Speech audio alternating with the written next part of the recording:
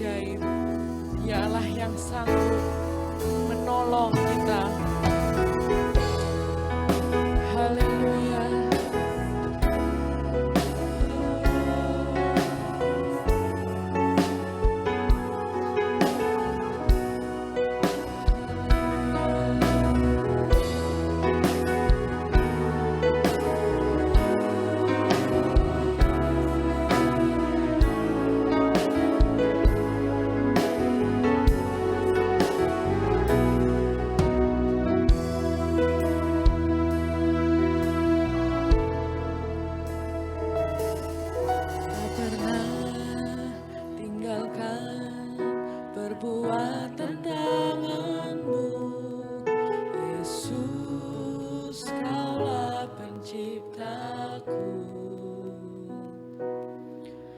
Sehelai rambutku jatuh, Engkau pun tahu. Yesus, Kau pedulikanku. Yesus, Kau perhatikanku. Akan pernah terlambat pertolonganmu. Takkan pernah terlelap Kau menjagaku. Kaulah segalanya yang ku perlu di setiap jalanku. Sebab Engkau Allah yang tahu yang terbaik. Takkan pernah terlambat pertolonganmu. Takkan pernah terlelap Kau menjagaku. Kaulah segalanya yang ku perlu di setiap jalanku. Sebab Engkau Allah yang tahu yang terbaik di dalam hidupku. Haleluya, sama-sama kita mau bangkit berdiri. Tak pernah tinggalkan, amin. Haleluya, Yesus, Kaulah penciptaku. Sehelai rambutku jatuh, Engkau pun tahu. Yesus, Kau pedulikanku. Yesus, Kau perhatikanku. Takkan pernah terlambat pertolonganmu. Takkan pernah terlelap Kau menjagaku. Kaulah segalanya yang ku perlu di setiap jalanku. Sebab Engkau Allah yang tahu yang terbaik. Takkan pernah terlambat pertolonganmu. Takkan pernah terlelap Kau menjagaku. Kaulah segalanya yang ku perlu di setiap jalanku. Sebab Engkau Allah yang tahu yang terbaik. Takkan pernah terlambat pertolonganmu. Amin. Takkan pernah terlelap Kau menjagaku. Kaulah segalanya yang ku perlu di setiap jalanku. Sebab Engkau Allah yang tahu yang terbaik. Mari sama-sama kita terus nyanyikan lagu ini. Haleluya. Tak pernah terlambat pertolonganmu, Tuhan. Haleluya. Kaulah segalanya yang ku perlu di setiap jalanku. Sebab Engkau Allah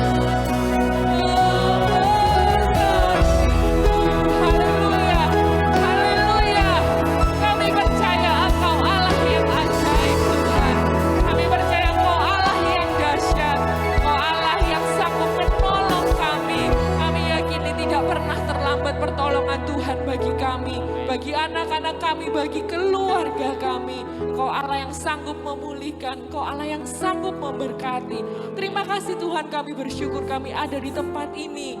Kami rindu Tuhan, jamahan Tuhan bagi kami, lawatan Tuhan terjadi, kami nikmati Tuhan. Terima kasih Tuhan, beracaralah Roh Kudus di tengah-tengah kami dalam ibadah ini. Kami percaya kekuatan yang baru Tuhan menjadi bagian kami. Kau mengurapi setiap pelayan-pelayan Tuhan, Kau mengurapi hamba-Mu yang akan menyampaikan firman Tuhan. Kau berkati kami semua, berikan kami hati yang mau menerima firman-Mu dengan iman Tuhan yang daripada Tuhan. Terima kasih Tuhan, kami akan buka ibadah kami di sore hari ini hanya di dalam satu nama yang hidup, Tuhan Yesus Kristus. Haleluya. Amin. Silakan duduk Bapak Ibu Saudara sekalian. Dia adalah kekuatan kita, kota benteng perlindungan kita. Haleluya. Kekuatanku, penopang hidupku, arti keselamatan. Kau buktikan kasih setiamu, benteng hidupku. Akan ku tangguh, Kau besertaku. Yesus, jaminan hidupku, Kau kekuatanku.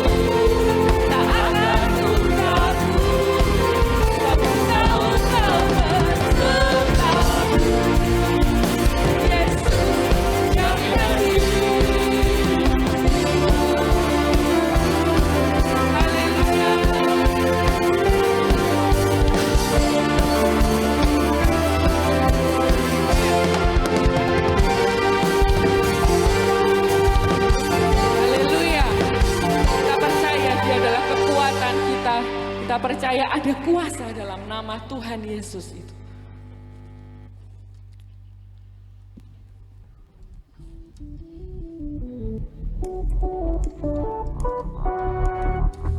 Sama-sama kita bertepuk tangan bagi Tuhan. Haleluya. Kuasa di dalam nama Yesus yang sanggup memulihkan, yang sanggup mengeluarkan kami. Haleluya.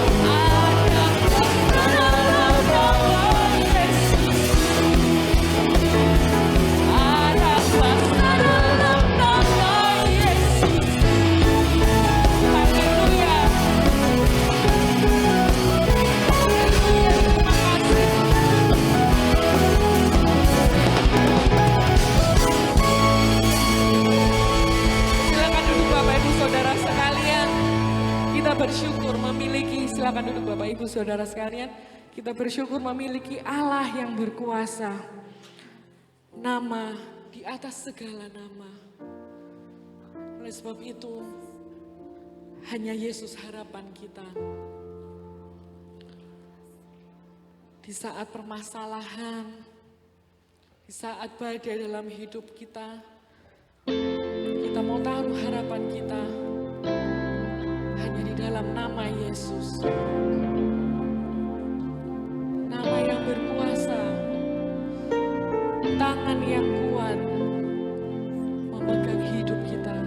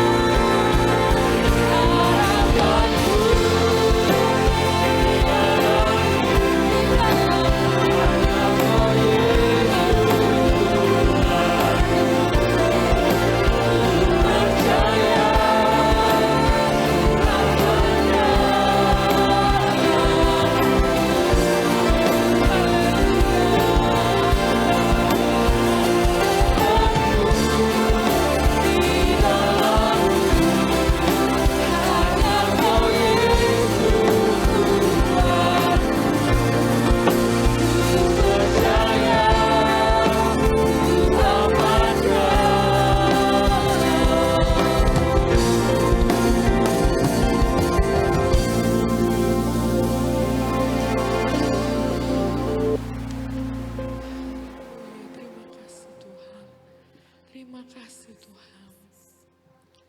Haleluya. Terima kasih Yesus. Terima kasih Tuhan. Terima kasih Tuhan. Bapa di dalam surga, kami bersyukur kepadamu Tuhan. Saat sore hari ini kami kembali boleh berkumpul di rumah-Mu yang kudus. Terima kasih Bapa yang baik. Engkau sudah menghimpun kami bersama-sama. Untuk kami boleh mengagungkan nama-Mu. Amin. Untuk kami boleh memuliakan Engkau Tuhan. Terlebih Tuhan karya salib-Mu bagi kami. Haleluya. Penebusan dosa. Pengampunan dosa kami Tuhan. Bahkan Engkau menyediakan hidup yang kekal. Ya Tuhan. Bagi setiap kami yang percaya kepada Engkau Amin. Tuhan. Bapa yang baik. Membawa sidang-Mu pada sore hari ini Tuhan. Untuk Kau taburi dengan kebenaran firman-Mu. Ya Tuhan. Roh tubuh jiwa kami terbuka untuk firman-Mu Tuhan. Amin. Amin. Lawat kami Tuhan. Amin. Hadirlah dalam firman-Mu pada sore hari ini. Kiranya Allah Roh Kudus menolong setiap kami yang mendengar. Haleluya. Meningkatkan iman kami. Iman yang tumbuh kepada Yesus Kristus. Terima kasih Bapa yang baik. Urapi hamba-Mu dalam setiap perkataan yang keluar. Ya Tuhan. Supaya setiap firman yang disampaikan. Firman itu membawa kebaikan. Amin. Firman yang membawa pertobatan bagi setiap kami. Amin. Jiwa-jiwa yang haus akan Engkau dipuaskan pada malam hari Amin. ini. Terima kasih Bapa yang baik. Terpujilah nama-Mu kekal selama-lamanya. Di dalam nama Tuhan Yesus Kristus kami berdoa. Haleluya. Amin. Amin. Puji Tuhan. Silakan duduk Bapak Ibu yang saya kasihi. Saya ucapkan selamat malam, selamat berjumpa dalam kasih kemurahan Tuhan Yesus Kristus. Bersyukur dan sangat berbahagia kalau hari ini, tepatnya malam hari ini, saya boleh berada di tengah-tengah keluarga besar GPDI Jajak. Dan oleh kemurahan Tuhan dan dipercayakan Tuhan melalui Bapak Ibu Gembala untuk saya mulai kemarin sampai tadi pagi boleh melayani di retreat Youth and Teens di Kalibaru Jajak. Di Kalibaru, saudaraku, di Kalibaru Cottage. Dan malam hari ini kembali dipercaya untuk boleh menyampaikan kebenaran firman Allah di ibadah khusus di tengah minggu. Dan semua boleh ada itu karena kemurahan dan anugerah Tuhan. Terima kasih saya kepada Bapak Ibu Gembala yang boleh memecahkan saya dan juga salam dari seluruh jemaat yang ada di Jombang. Dan rasa hormat saya juga berterima kasih untuk tanteku yang boleh ada juga mempercayakan saya boleh ada sama-sama malam hari ini untuk melayani pekerjaan Tuhan malam hari ini. Puji Tuhan, mungkin Bapak Ibu belum pernah mengenal saya atau mungkin beberapa yang sudah kenal. Perkenalkan, saya akan mengenalkan diri saya dulu. Saya Pendeta Petrus Haryanto dan saya datang bersama dengan istri saya. Boleh berdiri sebentar istri saya. Saudara, istri saya juga anak seorang gembala dan kami dipercayakan untuk melanjutkan penggembalaan di GPDI Jombang. Orang tua saya, Papi almarhum adalah teman satu angkatan dengan omku ya. Nggak tahu tahun berapa itu ya saudara. Kalau di Beji angkatan kedua kalau nggak salah. Papi saya masuk di angkatan kedua. Itu teman satu angkatan dengan almarhum omku.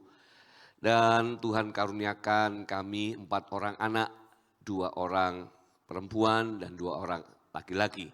2 anak saya perempuan sudah menikah. Anak yang pertama dikaruniai seorang anak. Dan anak yang kedua dikaruniai 2 orang anak. Jadi saya sudah punya 3 cucu saudara ya, puji Tuhan. Itu saja perkenalan saya dan saya persilakan Bapak Ibu kalau lewat di kota Jombang jangan lupa mampir ya di GPDI House of Prayer Sawahan Gang 2 nomor 5. Puji Tuhan saudara, kita malam hari ini akan renungkan firman Allah dari sebuah kisah yang mungkin tidak terlalu asing bagi Bapak Ibu. Dari 2 Raja-Raja pasal 4 ayat 1 sampai ayat yang ke-7, saya mengangkat tema problem is temporary. masalah itu sementara. Katakan sama-sama, 1, 2, 3. Masalah itu sementara. Persoalan itu sementara. Kesukaran itu sementara. Amin.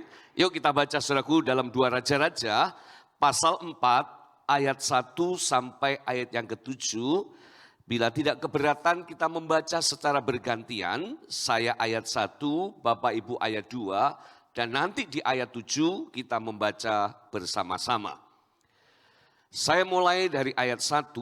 Salah seorang dari istri-istri para nabi mengadukan halnya kepada Elisa sambil berseru, "Hambamu suamiku sudah mati dan engkau ini tahu bahwa hambamu itu takut akan Tuhan. Tetapi sekarang penagih hutang sudah datang untuk mengambil kedua orang anakku menjadi budaknya."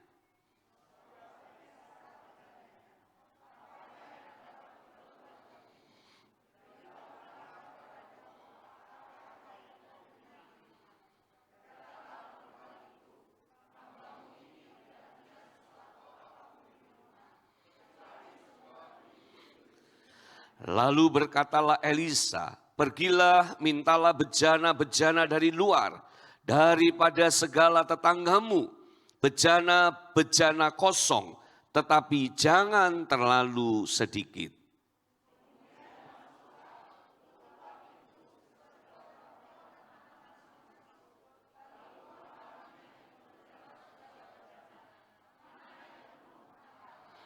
Pergilah perempuan itu daripadanya, ditutupnyalah pintu sesudah ia dan anak-anaknya masuk.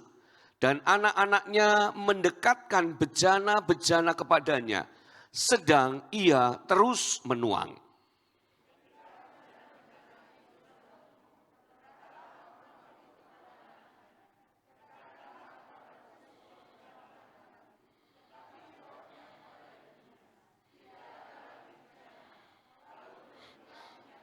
Sama-sama, kemudian pergilah perempuan itu memberitahukannya kepada abdi Allah, dan orang ini berkata, "Pergilah, jualah minyak itu, bayarlah hutangmu, dan hiduplah dari lebihnya engkau serta anak-anakmu." Bisa katakan amin, saudara? Saudara yang saya kasihi, saya percaya bahwa segala sesuatu yang terjadi di dalam kehidupan kita yang sudah percaya kepada Tuhan, segala sesuatu yang Tuhan izinkan terjadi, baik dalam keadaan yang baik ataupun sukar, saya yakin Tuhan pasti punya rencana yang indah. Jadi segala sesuatu yang terjadi itu semua seizin Tuhan. Dan kalau semua seizin Tuhan, Bapak Ibu yang saya kasihi, kita yakin bahwa semua ada di pengetahuan Tuhan. Bahwa segala sesuatu ada di dalam kendali Tuhan. Apapun masalah, sejauh mana persoalan-persoalan dalam kehidupan kita itu sedang terjadi, baik lama ataupun sebentar. Yakini Bapak Ibu, bahwa setiap persoalan yang terjadi itu sementara. Amin. Segala sesuatu yang terjadi pasti akan ada akhirnya. Seperti apa yang dialami oleh ibu janda, istri dari seorang nabi, di mana suaminya sudah mati. Ibu ini menghadapi masalah yang begitu berat. Kenapa saya katakan masalahnya begitu berat? Karena pada saat itu, saudara, dia mengalami satu tekanan yang hebat. Dia punya hutang dan dia tidak baik bisa membayar hutangnya. Dan dikatakan tadi, saat ini penagih hutang akan mengambil kedua anakku untuk dijadikan budak. Sebagai apa? Pembayaran hutang yang tidak bisa dia bayar. Saudara, ini masalah yang sangat berat. Bahkan mungkin belum pernah ada orang yang mengalami masalah yang seperti ini, begitu beratnya. Tapi kita lihat Alkitab mencatat, seberat dan sehebat apapun masalah, Tuhan Yesus lebih hebat dari setiap persoalan. Masalah yang sepertinya nggak bisa diselesaikan. Masalah yang sepertinya tidak ada jalan keluar. Ini masalah, ini persoalan, ini tekanan, ini kesulitan yang sepertinya sudah tidak ada jalan keluar. Yang sepertinya akhirnya anakku akan diambil jadi seorang budak. Tetapi kita mau lihat malam hari ini, melalui kebenaran firman Allah malam hari ini, apapun keadaan saudara, yakini masalah itu sementara. Kesukaran itu sementara. Persoalan yang terjadi itu sementara. Tantangan itu sementara. Semua yang Tuhan izinkan terjadi. Berapa banyak kau yang yakin dan percaya? Di balik setiap masalah ada kebaikan yang akan Tuhan nyatakan. Amin. Karena Tuhan selalu turut bekerja dalam segala sesuatu untuk mendatangkan kebaikan. Tapi jangan berhenti hanya sampai di situ. Kebaikan itu terjadi dan Allah pasti turut bekerja. Kalau hidup saudara dan saya sungguh-sungguh mengasihi Tuhan. Kalau kita benar-benar hidup menurut kehendak Tuhan. Kalau kita benar-benar hidup mengasihi Tuhan. Kalau kita benar-benar berjalan seperti apa yang Tuhan mau. Bapak Ibu yang saya kasihi, saya mau katakan kepada saudara, Allah yang kau sembah, Allah yang kita layani, Allah yang kita puji, Dia Tuhan yang aktif. Dia Tuhan yang tidak pernah diam. Dan Dia Tuhan tidak pernah tinggalkan hidup orang yang mengasihi Tuhan. Surat Ibrani katakan, aku sekali-kali tak akan meninggalkan engkau. Aku sekali-kali tak akan membiarkan engkau. Apapun keadaanmu hari ini, yakini, percayalah, masalahmu itu sementara. Persoalan saudara sementara, di dalam Tuhan pasti ada jalan keluar. Saudara, sepanjang kita hidup seturut kehendak Allah, percayalah Tuhan itu pasti aktif. Tuhan tidak akan berdiam. Tuhan pasti mengerjakan sesuatu. Dan saya selalu yakini dalam segala sesuatu. Kalau kita berserah sepenuhnya kepada Tuhan, Dia pasti bertindak. Kalau kita menyerahkan segala khawatir kita kepada Tuhan, Tuhan pasti campur tangan, katakan amin saudara. Firman Tuhan katakan serahkan segala khawatirmu. Saudara, artinya serahkan segala khawatirmu. Itu seperti apa sih?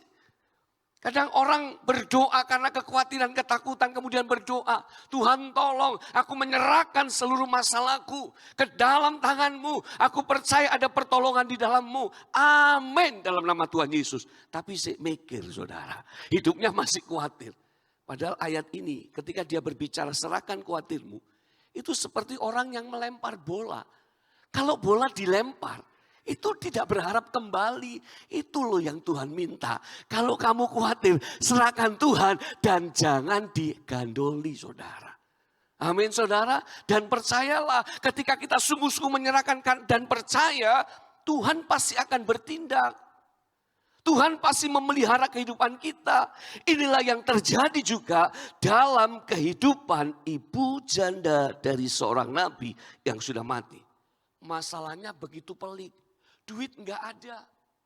Tidak ada yang bisa diharapkan. Ancaman sudah dekat.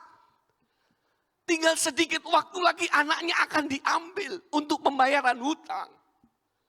Tapi puji Tuhan saudara, ibu ini dia mengambil langkah yang tepat.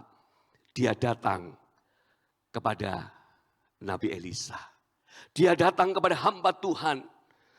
Dikatakan di ayat yang pertama, dan ini pelajaran kebenaran yang kita dapatkan malam hari ini, bahwa masalah itu sementara. Problem is temporary. Dan kita mau tahu dari pelajaran ini, dari kisah ini, bagaimana caranya supaya kita bisa bertahan dalam kesukaran. Iman kita tidak goyah. Ketika punya persoalan, saya lihat tadi sempat menoleh ke belakang, gak ada yang pujiannya lemah-lemah.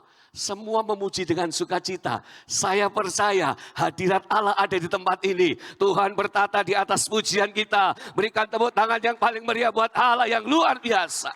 Sekalipun ada masalah, pujiannya nggak berubah. Nyanyinya nggak berubah. Doanya tidak berubah. Bagaimana kita bisa mempertahankan hal ini? Saudara, kita mau lihat 3 kebenaran yang kita dapatkan. Apa yang dilakukan oleh Ibu Janda ini? Sehingga persoalan yang pelik, yang berat, betul-betul itu hanya sementara. Masalahnya sudah diselesaikan oleh Tuhan. Yang pertama, kita lihat di ayat 1, saudara. Ya, bagaimana caranya supaya tidak bisa bertahan.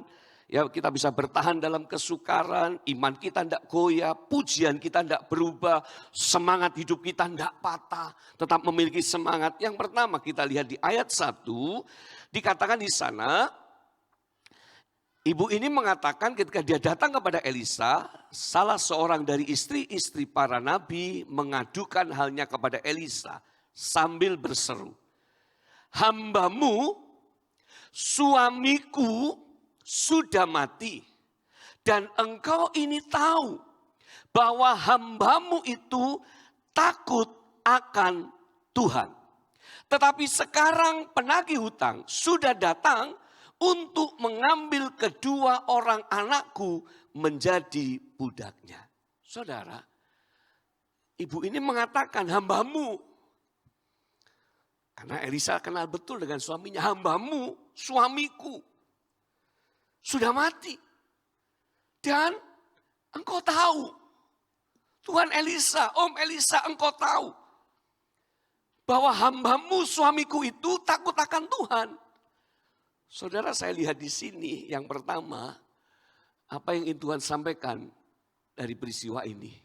Saudara, kalau lihat di sini bahwa seorang hamba Tuhan yang cinta Tuhan, takut akan Tuhan, toh menghadapi masalah.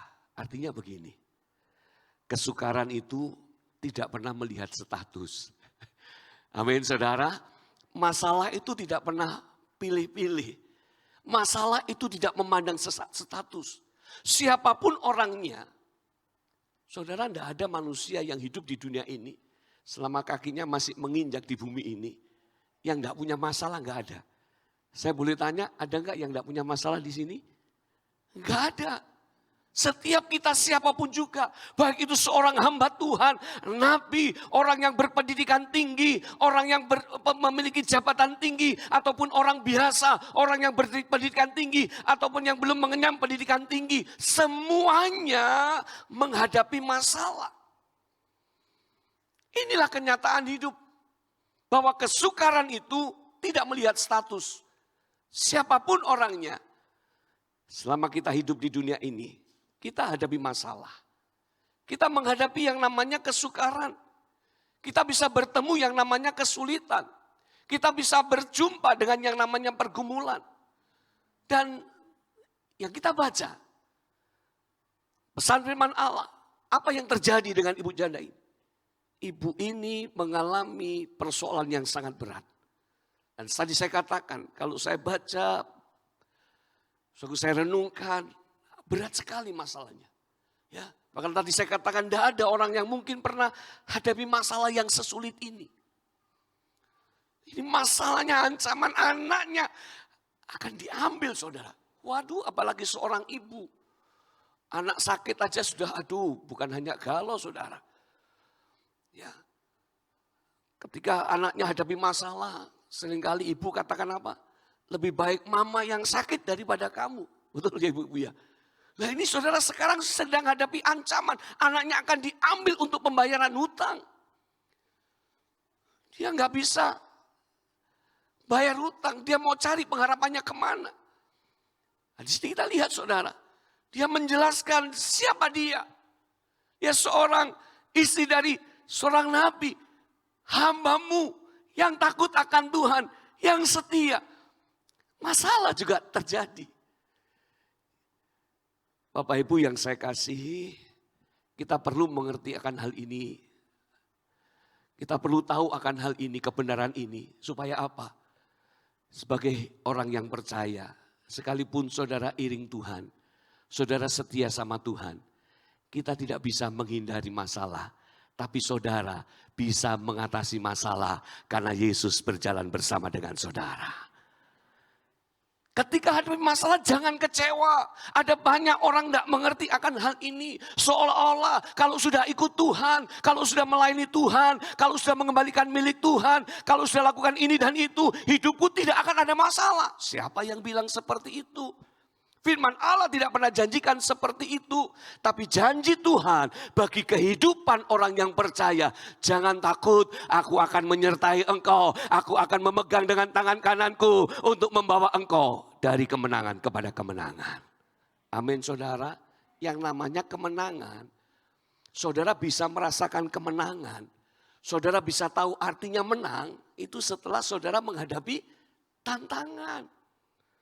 Kalau kita tidak pernah hadapi apa-apa, kita mau menang seperti apa? Rasanya menang seperti apa? Bercerita menang seperti apa? Itu sebabnya malam ini Tuhan sedang sampaikan pesannya kepada setiap kita. Dunia ini dipenuhi dengan kesukaran dan kesulitan. Kita harus hadapi itu. Tapi jangan khawatir, jangan takut. Karena masalahmu itu sementara. Persoalan saudara itu sementara. Tantangan saudara itu sementara. Berikan tepuk tangan dulu buat Tuhan Yesus yang baik dan luar biasa. Saudara, persoalan itu bagian dalam kehidupan. Kita semua menghadapi yang namanya persoalan. Itu sebabnya dalam hidup ini, saudara mau tidak mau, kita harus bersiap-siap untuk menghadapi yang namanya tantangan, persoalan. Bukan berarti kita nunggu. Terus kita minta Tuhan berikan aku masalah, Tuhan berikan aku persoalan. Lalu kalau ada orang seperti itu ya rasanya ya agak aneh saudara. Ya masalah persoalan gak usah diundang. Tapi firman Allah malam hari ini mempersiapkan setiap kita. Walaupun persoalan itu datang, masalah itu datang, tantangan sedang kau hadapi. Yakin dan percaya bersama Yesus kita lakukan perkara-perkara yang besar. Saudara, masalah itu sementara. Pasti ada akhirnya, pasti selesai, pasti ada jalan keluar. Katakan amin saudara. Tuhan gak janjikan kau hidup gak akan ada masalah, tidak. Nah saudara, coba saya ajak saudaraku kita lihat. Ada satu kisah dari poin ini, saya ingat dengan satu peristiwa yang dicatat di dalam Injil Markus pasal 5, kita gak baca semua tentunya. Injil Markus pasal 5 ayat 21 sampai 43. Coba saudaraku lihat Alkitab saudara, ada peristiwa apa di sana? Ya, ada peristiwa apa di sana? Injil Markus pasal 5, Markus pasal 5, saudara ayat 21 sampai 43. Kita akan baca. Tapi ini sebuah kisah yang menarik dan saya ketika baca ayat ini dan ketika Tuhan taruh dalam hati saya untuk menyampaikan kebenaran firman Allah dari topik ini saudara. Saya selalu diberkati. Ya, saudara, di sana dicatat bahwa Yesus membangkitkan anak Yairus dan menyembuhkan seorang perempuan yang sakit pendarahan. Saudara, saya mau tanya kepada saudara. Dalam peristiwa itu ada berapa mujizat yang terjadi? Halo saudara, dalam peristiwa itu yang dicatat dalam Markus pasal 5 ayat 21 sampai 43 ada berapa mujizat yang terjadi? 2 mujizat, betul saudara? Yang pertama adalah seorang perempuan yang sakit pendarahan selama 12 tahun. Kemudian anak Yairus yang sakit keras kemudian mati. Ya, tapi Tuhan bangkitkan. Jadi ada 2 mujizat terjadi. Yairus adalah seorang kepala rumah ibadat. Saudara yang saya kasihi, saya mau tanya lagi kepada saudara. Dari 2 mujizat yang terjadi, menurut Bapak Ibu semua, siapa yang paling cepat ditolong oleh Tuhan Yesus? Siapa yang paling cepat ditolong oleh Tuhan Yesus? Perempuan 12 yang sakit pendarahan 12 tahun atau anak Yairus yang dibangkitkan? Siapa yang ditolong lebih cepat? Siapa yang ditolong lebih cepat? Perempuan yang sakit Bisa angkat tangan yang ngomong perempuan sakit pendarahan? Halo? Ini yang lebih cepat. Nah, kemudian siapa yang katakan yang lebih cepat itu adalah anak Yairus? Bisa angkat tangan? Oh, yang angkat tangan ragu-ragu, wis tak enteni ngomong apa aja ya. Seru daripada salah. Padahal salah juga nggak apa-apa saudara ya. Tapi saya terima kasih respon saudara. Saudara, seringkali ini yang terjadi dalam kehidupan kita. Kita berpikir yang cepat ditolong itu perempuan yang sakit pendarahan sudah 12 tahun. Betul saudara? Kenapa? Karena dalam peristiwa itu perempuan ini yang dipulihkan. Karena Yairus ketika datang kepada Yesus, memohon kepada Yesus untuk datang ke rumahnya karena anaknya sedang sakit keras. Tetapi kenyataan yang terjadi ketika Yesus berjalan dengan Yairus, baru berbalik, baru beberapa langkah Yesus berhenti. Padahal di sana lagi gawat, lagi kritis, sakit keras. Tapi Yesus berhenti karena apa? Yesus merasakan ada kuasa yang keluar. Karena perempuan yang sakit pendarahan selama 12 tahun punya iman yang luar biasa. Asal ku jama ujung jubahnya aku sembuh. Dan terjadi saudara. Saudara, kita berpikir seperti itu. Yang lebih cepat disembuhkan perempuan yang sakit 12 tahun. Sementara lebih lambat anaknya Yairus. Saudara, kalau kita lihat, Yairus katakan, anakku sedang sakit. Kata sedang sakit, ketika dia berkata kepada Yesus, memohon pada Yesus, anakku perempuan sedang sakit. Saudara, ini bentuk kata kerja yang artinya baru beberapa hari sakit. Anaknya baru beberapa hari sakit. Tapi Alkitab mencatat yang minta dulu adalah Yairus. Betul saudara?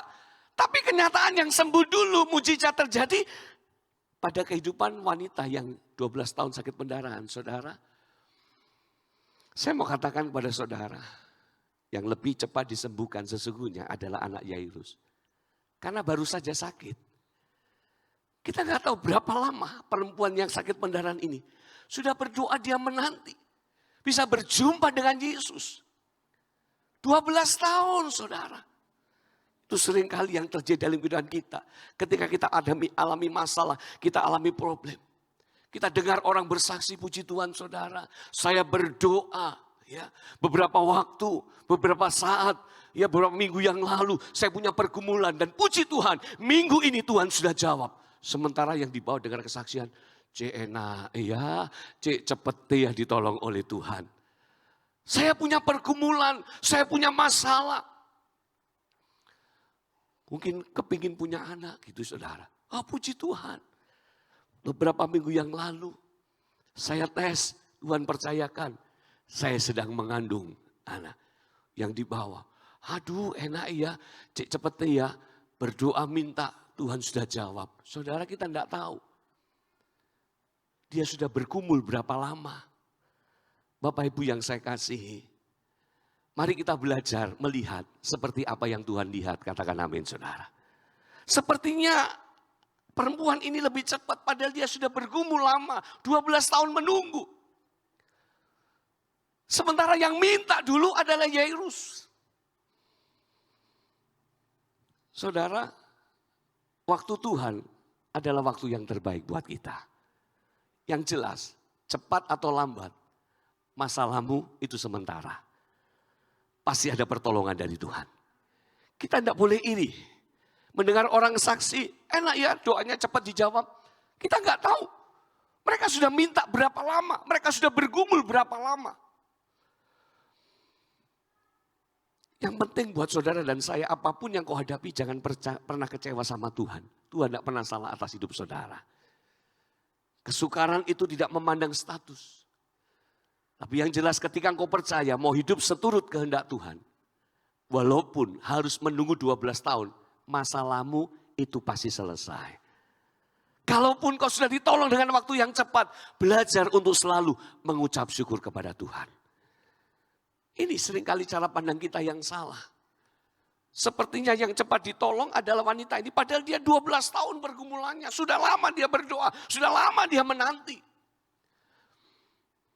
Yairus anaknya sedang sakit, itu baru beberapa hari sakit saudara. Tapi saya bersyukur dari peristiwa ini Yairus enggak mundur. Kenapa? Karena ketika Yesus berhenti, kemudian Yesus sempat berbicara dengan wanita ini. Yesus baru selesai bicara, dikatakan ada orang yang datang dari rumah Yairus mengabarkan, anakmu sudah mati, enggak usah repotin Yesus saudara. Tapi Yairus tidak kecewa. Ya, Yesus kuatkan Yairus, percaya saja, jangan takut. Dan Yairus terus berjalan bersama dengan Tuhan. Sepertinya terlambat, tapi Tuhan tidak pernah terlambat. Yang ingin saya sampaikan kepada saudara, jangan melihat yang kita lihat, tapi kita harus belajar melihat yang Tuhan lihat. Saudara, jangan bandingkan masalah kita dengan orang lain. Cara kerja Tuhan kadang bisa lambat, agak lambat, dan sangat lambat. Tetapi Tuhan tidak pernah terlambat. Amin saudara. Amin saudara. Jangan pernah kecewa dengan masa lalu. Jangan pernah kecewa dengan persoalan yang kau hadapi. Jangan pernah kecewa dengan tantangan yang sedang terjadi dalam hidupmu. Asal kau hidup seturut kehendak Tuhan. Masalahmu sementara. Persoalanmu sementara. Sakitmu sementara. Di dalam Yesus ada kuasa yang sanggup mengubah segala sesuatu. Bisa berikan tepuk tangan buat Tuhan Yesus yang luar biasa. Dalam malam hari ini saudara diteguhkan oleh kebenaran ini. Sekalipun kau hadapi masalah, jangan kecewa dengan Tuhan. Tuhan tahu apa yang terbaik buat kita. Saudara, yang kedua, kebenaran yang kedua kita bisa dapatkan kembali di dalam 2 Raja-Raja. Pelajaran yang kedua kita mau lihat saudaraku di ayat yang kedua. Jawab Elisa kepadanya, apakah yang dapat ku perbuat bagimu? Beritahukanlah kepadaku apa-apa yang kau punya di rumah. Berkatalah perempuan itu, hambamu ini tidak punya sesuatu apapun di rumah, kecuali sebuah buli-buli berisi minyak. Pelajaran yang kedua, kita garis bawahi kata, apa-apa yang kamu punya. Ketika dia datang kepada Elisa, ibu janda ini, saudaraku, dia mengambil langkah yang tepat. Dan Elisa bertanya, apa yang kamu punya? Pelajaran kedua saudara, apa yang kamu punya? Ketika masalah sedang terjadi, kesulitan itu sedang terjadi. Langkah yang diambil oleh ibu janda ini dalam menghadapi kesukaran adalah dia datang pada alamat yang tepat. Dan ketika dia datang kepada alamat yang tepat, dia datang kepada hamba Tuhan. Dia mencari hikmat Tuhan. Dia mencari jawaban dari kebenaran firman Allah. Dia mencari petunjuk dari Tuhan. Saudara, itu adalah alamat yang tepat. Ketika hadapi masalah, jangan sampai salah alamat. Di dalam firman Allah selalu ada jawaban. Ada Bapak Ibu Gembala di tempat ini. Ketika engkau hadapi masalah, jangan pergi ke tempat yang lain. Datanglah kepada hamba Tuhan sebagai wakil Tuhan. Datanglah kepada Tuhan dan saya percaya di dalam firman pasti ada jawaban. Amin saudara. Di dalam firman ada banyak petunjuk yang membawa kita akan menyelesaikan persoalan yang kita hadapi. Dan saudara, ketika dia sudah datang kepada alamat yang tepat, sekarang jawaban hamba Tuhan itu, jawaban firman itu kepada ibu janda yang ada masalah, ditanya, dia datang butuh pertolongan, dia datang butuh jalan keluar. Yang ditanyakan oleh Nabi Elisa apa? Apa yang ada pada kamu? Apa yang kamu punya? Apa yang ada di rumahmu? Dan puji Tuhan saudara. Saudara, ketika kita datang kepada Tuhan, ketika kita meminta, memohon pertolongan kepada Tuhan, ketika kita menyerahkan setiap persoalan kita kepada Tuhan, saudara, mari kita datang dengan hati yang terbuka. Amin saudara. Elisa tanya, apa yang ada padamu? Saudara, dia ini butuh uang. Dia ini butuh pertolongan untuk bayar hutang. Kok sama Nabi ditanya apa yang ada padamu? Mungkin kalau kita bisa menjawab, ya wis gak ono apa-apa. Wis entek kabeh. Justru kesini ini minta tolong. Aku gak bisa bayar hutang, anakku akan diambil oleh penagih hutang. Kok sekarang tanya, apa yang ada pada kamu? Tapi saya bersyukur. Saudara, ibu janda ini dalam tekanan yang hebat, dalam persoalan yang begitu berat, dia terbuka di mata Tuhan. Dia jujur, dia jawab apa? Ada sedikit minyak dalam buli-buli. Bapak Ibu yang saya kasih, apa pesan firman Tuhan malam hari ini? Ketika engkau menghadapi persoalan yang berat. Saudara, asal ada iman sebesar biji sesawi akan memindahkan gunung. Amin saudara. Ibu janda ini dengan jujur dia katakan, hanya ini yang aku punya, sedikit minyak dalam buli-buli. Dia tidak punya apa-apa kecuali minyak. Inilah seringkali yang menjadi cara Tuhan. Ketika kau hadapi masalah yang berat, jangan sampai engkau kehilangan iman. Jangan sampai hilang pengharapan. Jangan sampai hilang firman. Cara Tuhan melakukan keajaiban. Saudara seringkali menuntut kerjasama dan ketaatan dari kehidupan kita. Saudara, Tuhan seringkali menyatakan sesuatu. Bahwa keajaiban itu selalu menjadi produk kerjasama antara Tuhan dengan manusia. Dia mengaku dengan jujur, dia terbuka. Cuma sedikit minyak Tuhan. Hanya ini yang aku punya. Dalam keadaan sudah kepepet, terjepit. Dia masih punya pengharapan. Tuhan, aku punya hanya sedikit minyak. Malam ini, kalau ada iman dalam kehidupan saudara, kalau ada pengharapan dalam kehidupan saudara, dan ada firman, mujizat masih ada sampai saat ini. Dan apa yang dikatakan oleh Nabi Elisa, kita lihat yang kedua, pelajaran yang kedua yang bisa kita dapatkan. Setelah dia mengatakan itu, Elisa mengatakan kepada ibu janda ini, lalu berkatalah Elisa, pergilah, mintalah bejana-bejana dari luar, daripada segala tetanggamu, bejana-bejana kosong. Tetapi jangan terlalu sedikit, kemudian masuklah, tutuplah pintu sesudah engkau dan anak-anakmu masuk. Lalu tuanglah minyak itu ke dalam segala bejana mana yang penuh, angkatlah. Kemudian ayat 5, pergilah perempuan itu daripadanya. Ditutupnyalah pintu sesudah ia dan anak-anaknya masuk. Dan anak-anaknya mendekatkan bejana-bejana kepadanya. Sedang ia terus menuang. Nah, saudara, setelah dia ngomong, ini yang aku punya. Elisa katakan, sekarang Bu, pergi pulang.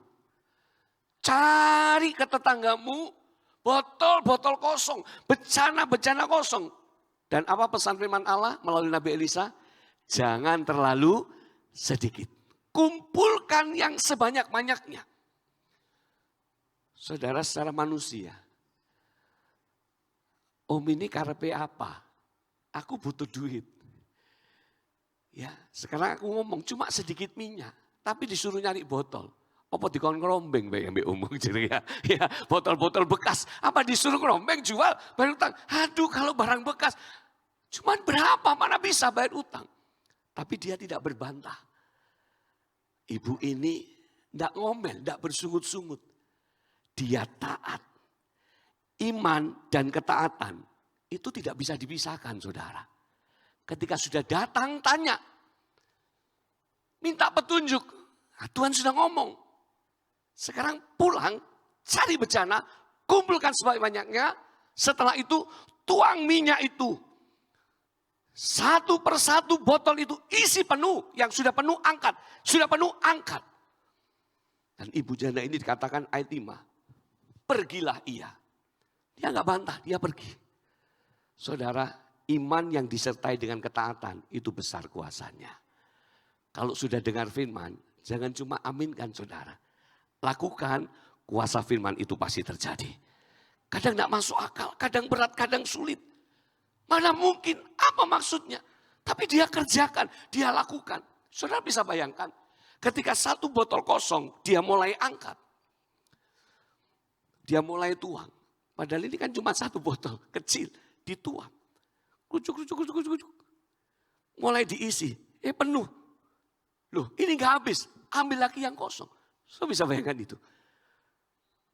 Itu terjadi karena apa? Dia punya iman dan taat. Dia punya iman dan lakukan. Masalah itu sementara. Kalau saudara punya iman dan lakukan apa yang kau imani, pertolongan Tuhan itu pasti ada.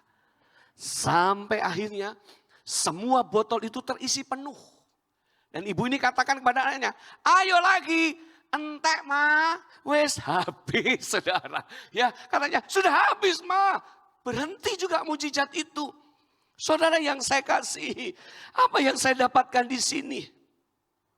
Ketika botol-botol itu sudah penuh semua, dia minta kepada anaknya, botolnya sudah habis.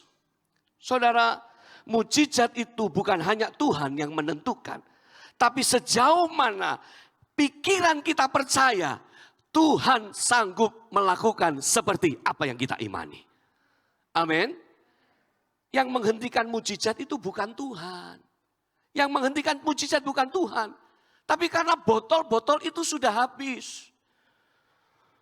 Saudara, kalau kita menyediakan wadah, kalau pikiran kita sejauh mana pikiran kita percaya, sejauh itu Tuhan bekerja dalam hidup saudara dan saya. Efesus 1 ayat 19 katakan apa? Betapa hebat kuasanya bagi kita yang percaya. Sesuai dengan kekuatan kuasanya. Saudara bisa ukur kekuatan kuasa Tuhan? Siapa yang bisa ukur kekuatan kuasa Tuhan? Siapa yang bisa ukur kehebatan kuasa Tuhan, kebesaran kuasa Tuhan? Kita tidak bisa ukur. Tapi kalau engkau percaya kuasa Tuhan besar, mujizat yang besar pun bisa terjadi dalam hidup saudara. Tapi kalau kita batasi, ya botol ini sudah habis, ya berhenti. Tapi Tuhan tidak pernah salah dengan apa yang dia kerjakan. Setelah botol itu penuh, dia jual. Dan hasilnya dia bayar hutang, sisanya untuk hidupnya. Saudara, 3 perkara penting yang Tuhan sampaikan kepada saudara di hari-hari akhir ini. Ada banyak masalah, ada banyak tantangan, ada banyak kesukaran. Percayalah, masalahmu itu sementara. Persoalanmu itu sementara. Beban beratmu itu sementara. Di dalam Yesus pasti ada jalan keluar. Yang Tuhan minta, jangan kecewa dengan masalah. Yang Tuhan minta, jujur sama Tuhan. Gak usah nutupin. Masalahmu apa ngomong. Jujur apa adanya. Dan ketika Tuhan berfirman, Tuhan tunjukkan. Ini firmannya, ini lakukan. Kerjakan. Lakukan. Percayalah. Pertolongan itu pasti datang tepat pada waktunya. Saudara, lakukan dengan apa yang ada pada kita. Lakukan dengan apa yang ada pada hidup kita. Lakukan segala sesuatu yang sudah Tuhan percayakan dalam hidup kita. Selebihnya serahkan Tuhan. Yang tidak mampu engkau lakukan, Tuhan sanggup untuk mengerjakannya. Yang Tuhan minta, engkau percaya. Engkau percaya. Engkau tetap percaya. Dan engkau lakukan apa yang engkau percayai. Berbahagialah engkau yang mendengar dan melakukan firman Allah dengan setia.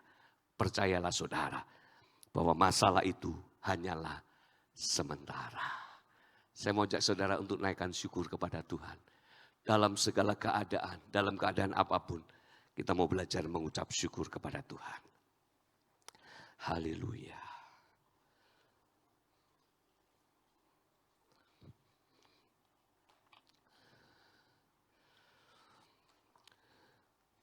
Ada seorang anak Tuhan waktu lebaran, dia cuti dan libur saudara.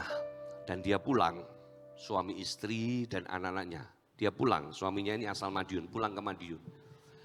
Dan sampai di Madiun dimintai tolong oleh kakaknya untuk membenahi atap rumah.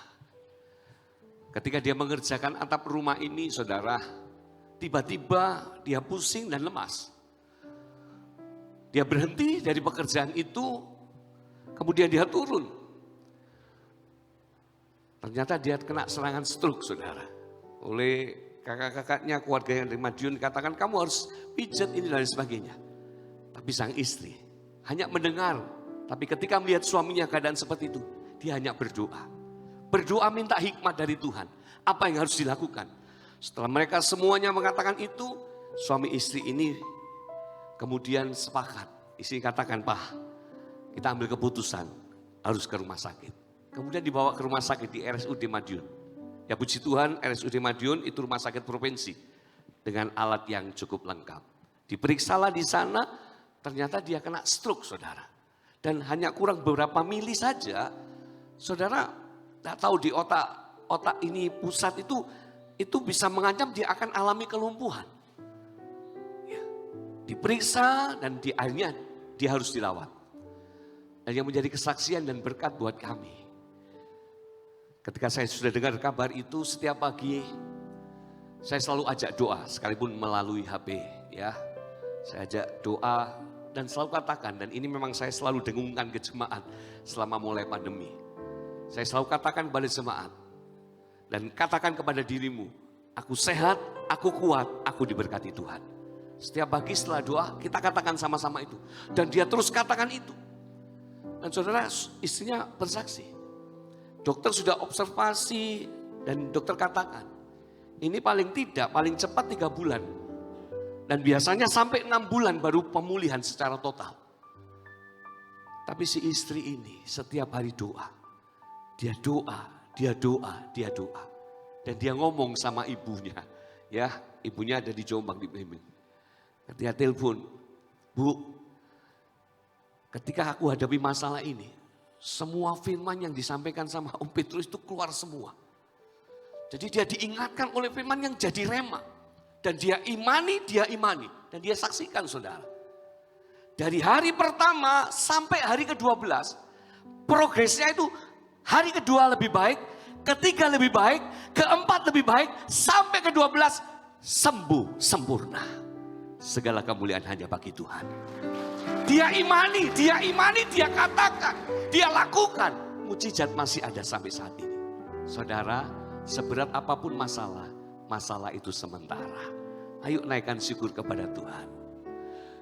Ku mau selalu bersyukur, selalu bersyukur. Kau Tuhan yang setia, yang selalu menopang. Ku mau selalu bersyukur, selalu bersyukur. Kau Bapa-Ku yang setia. Ku mau selalu bersyukur, selalu bersyukur. Kau Tuhan yang setia, yang selalu menopang. Ku mau selalu bersyukur, selalu bersyukur. Kau Bapa-Ku yang setia. Saya undang kita bangkit berdiri. Haleluya. Dengan apa ku membalas kasih-Mu yang ku terima dari-Mu? Dengan apa ku membalas cinta-Mu? Oh Yesusku, ku mau selalu bersyukur, selalu bersyukur. Kau Tuhan yang setia, yang selalu menopang. Ku mau selalu bersyukur, selalu bersyukur. Kau Bapa-Ku yang setia. Tuhan yang sudah menolong ibu janda Nabi ini. Tuhan yang sudah menyembuhkan wanita 12 tahun sakit pendarahan. Dan Tuhan yang menyembuhkan, bahkan membangkitkan anak Yairus yang sudah mati. Tuhan yang sama yang sedang kita sembah malam hari ini. Apa keadaan saudara saat ini? Seperti apapun pergumulan saudara saat ini, yuk datang kepada Tuhan. Seperti ibu janda ini datang ke alamat yang tepat. Naikkan ucapan syukur. Tuhan ada bersama dengan kita. Tuhan mau nyatakan sesuatu kepada saudara. Tuhan mau berkarya atas hidup saudara. Tuhan mau pulihkan keadaan saudara. Yakin dan percayalah, setiap persoalan yang kau hadapi itu sementara. Tuhan akan selesaikan. Datanglah dengan mengangkat tangan sebagai bukti penyerahan kepada Tuhan dengan ucapan syukur. Ku mau selalu bersyukur, selalu bersyukur. Kau Tuhan yang setia, yang selalu menolong. Ku mau selalu bersyukur, selalu bersyukur. Kau Bapa-Ku yang setia. Bersyukur, selalu bersyukur. Kau Tuhan yang setia, yang selalu menopang. Ku mau selalu bersyukur, selalu bersyukur. Kau Bapa-Ku yang setia. Dengan apa akan ku balas Tuhan? Dengan apa ku membalas kasih-Mu yang ku terima dari-Mu? Terima kasih Yesus. Dengan apa ku membalas cinta-Mu? Oh Yesusku,